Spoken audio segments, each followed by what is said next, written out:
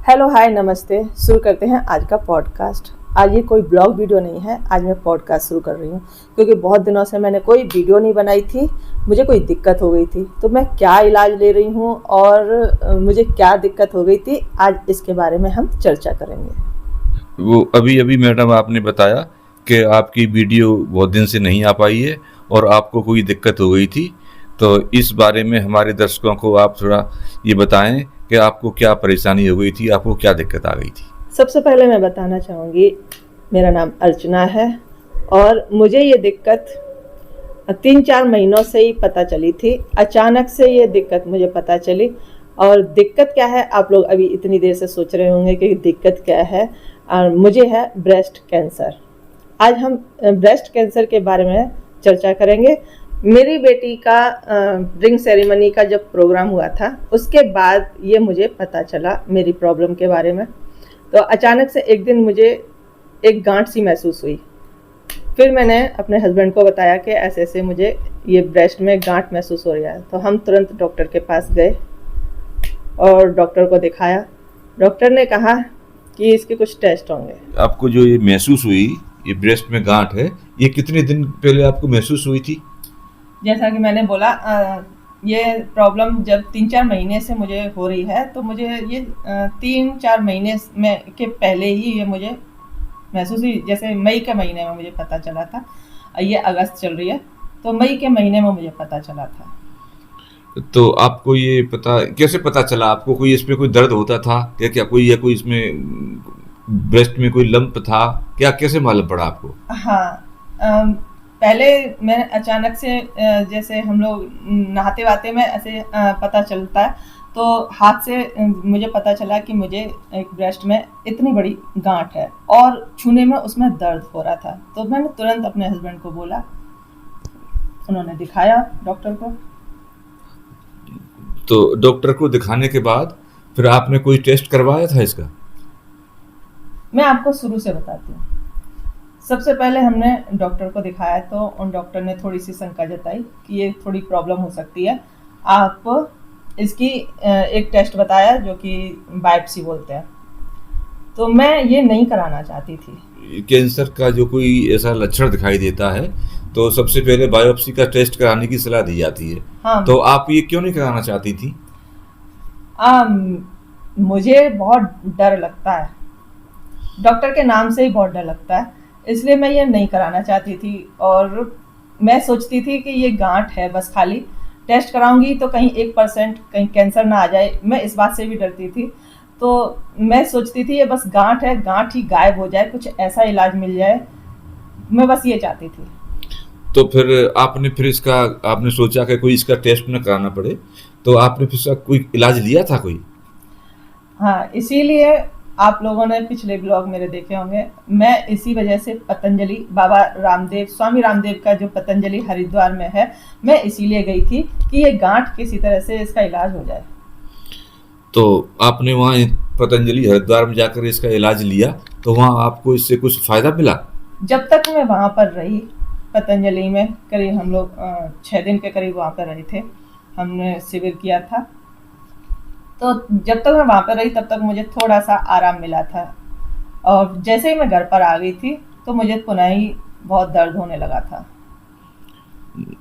अच्छा, तो आपने घर पे आकर आपको वहाँ से दर्द महसूस हुआ, हम्म, फिर उसके बाद आपने क्या इलाज लिया इसका? कोई टेस्ट आपने फिर कराना से, पड़ा क्या? हाँ मैं बताती हूँ।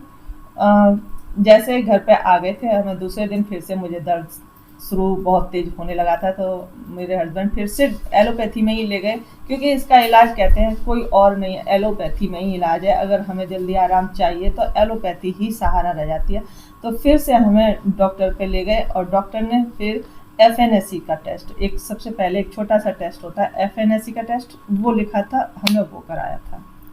तो उस रिपोर्ट में एफएनएसी की जो रिपोर्ट आई, तो उसमें आपको क्या वो उसकी कैंसर की पुष्टि हुई थी क्या? FNAC की रिपोर्ट नेगेटिव आई थी, जो कि मुझे बहुत अच्छा लगा था कि चलो ये नेगेटिव आई है तो मैं इलाज से बच जाऊंगी। लेकिन मैं पेन किलर खा रही थी, मुझे दर्द बढ़ता ही चला जा रहा था। जैसे जैसे दिन बीत रहे थे वैसे वैसे दर्द एक दिन आगे चला जाता था, मतलब और तेज होने लगता था।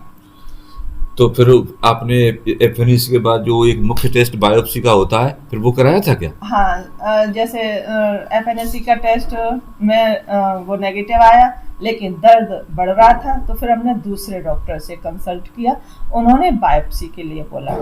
फिर हमने बायोप्सी भी कराई थी और बायोप्सी में मेरी एक पॉजिटिव आ गई थी। तो बायोप्सी में आपका जो टेस्ट हुआ तो उसमें आपको कौन सा कैंसर बताया गया था? बायोप्सी में रिपोर्ट मेरी पॉजिटिव आई थी और टीएनबीसी ये मेरा कैंसर बताया था। तो इसके बाद आपका जो ये रिपोर्ट आपकी पॉजिटिव आई, तो फिर आपका इलाज शुरू हुआ? हाँ जी, इसके बाद फिर मेरा इलाज शुरू हुआ, क्योंकि इलाज तो शुरू कराना ही था। जब रिपोर्ट पॉजिटिव आ गई है और टीएनबीसी वाला कैंसर आ गया है, फिर मेरा इलाज शुरू हुआ। फिर मेरे और भी टेस्ट डॉक्टर ने कराए, जैसे पेट सीटी, एक पेट स्कैन होता है वो टेस्ट हुआ, और एक इको होता है वो हुआ, और फिर मेरी कीमो हुई। अच्छा, तो आपकी अब तक जो क्या कीमो हो चुकी है मैडम? अभी तक तो मेरी बस खाली एक ही कीमो हुई है, और उस कीमो के हुए 15 दिन हो चुके हैं, और 15 दिन में मैं अभी 2 दिन से ही मेरी तबीयत सही हुई है। उस कीमो के साइड इफ़ेक्ट भी हुए थे। अच्छा, ये लोगों के अंदर ये शंका होती है, ये मिथ है क्या कि लोग कहते हैं कीमो के बाद बहुत परेशानी होती है, साइड इफेक्ट बहुत होते हैं। तो आपको कीमो लगने के बाद कोई साइड इफेक्ट हुए थे क्या? कितने दिन तक रहे और कैसे आप अब फील कर रही हैं? हाँ जी, मुझे कीमो हुई थी, उस दिन तो मुझे कुछ भी नहीं पता चला था। मैं अच्छी तरह से अपने घर पे आ गई थी, और दूसरे दिन से मुझे प्रॉब्लम शुरू हो गई थी। प्रॉब्लम होती हैं, कीमो से साइड इफ़ेक्ट होते हैं। मैं डरा नहीं रही हूँ किसी को, लेकिन साइड इफ़ेक्ट तो होते हैं।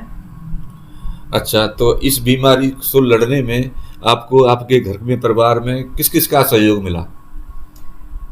मुझे मेरे परिवार से, पूरे परिवार से मुझे सहयोग मिला है। ज़्यादातर मेरे हस्बैंड से मुझे सहयोग मिला है। मेरे बच्चों ने मुझे बहुत पॉजिटिव किया है, और हस्बैंड तो ये समझ लो एक तरह से बदल ही गए हैं। नहीं, हस्बैंड का सहयोग क्या मिला? ये हस्बैंड की तो जिम्मेदारी है, हस्बैंड की तो ये जिम्मेदारी बनती है, उनका कर्तव्य है कि आपका ध्यान रखें। इसके अलावा आप बताइए, आपको आपके पड़ोसियों से या आपके बच्चों से, आपको अब पति का तो आपका ये धर्म है आपका देखभाल करने का, और किससे आपको? हाँ, हस्बैंड का धर्म है, कर्तव्य है। और हस्बैंड के एक बात मैं बोलना चाहूँगी, हस्बैंड के स्टाफ का बहुत सहयोग मिला है। जैसे उनके अफसरों का, इन्होंने जब भी छुट्टी मांगी है उन्होंने छुट्टी दी है। तो इस तरह से मुझे बहुत सहयोग मिला है उनके स्टाफ का। अच्छा, तो आप मैडम ये बताइए, आप जैसी महिला हैं और इसी बीमारी से जो जूझ रही हैं, उनसे आप कुछ कहना चाहती हैं? हाँ, मैं बस यही कहूँगी, बीमारी तो देखो आती हैं जाती हैं, इनसे डरना नहीं चाहिए, बिल्कुल भी नहीं डरना चाहिए। एक तरह से ये अब तो कोई भी बीमारी लाइलाज नहीं रह गई है, हिम्मत रखनी चाहिए। मुझे जब भी पता चला कि मुझे कैंसर है, मुझे एक बार भी मेरे मन में ये नहीं आया कि मुझे कुछ हो जाएगा।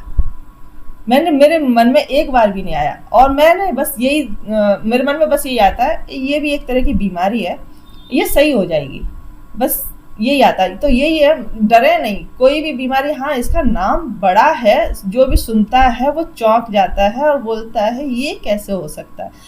और मुझे वो भी सभी कहते हैं कि आपको कैसे हो सकता है, क्योंकि आप तो इतने एक्टिव रहते हो। तो लेकिन बीमारी ये शरीर है, बीमारी तो लगती रहती हैं, लेकिन डरना नहीं चाहिए, हिम्मत से लड़ना चाहिए। बस मैं यही बोलना चाहती हूँ, बस हिम्मत रखें, बीमारी ठीक हो जाती है, और मेरी भी ठीक हो जाएगी। ठीक है, तो आपका मैडम बहुत बहुत धन्यवाद, आपने इस विषय पे ये चर्चा की। और जो लोग इस पे चर्चा करने से भी डरते हैं, इस बीमारी का नाम लेने से भी डरते हैं, आपने हमारे दर्शकों को भी बताया कि इस तरह से कोई घबराए नहीं, ये सब बीमारी हैं, आजकल कोई बीमारी लाइलाज नहीं रही है। नमस्ते।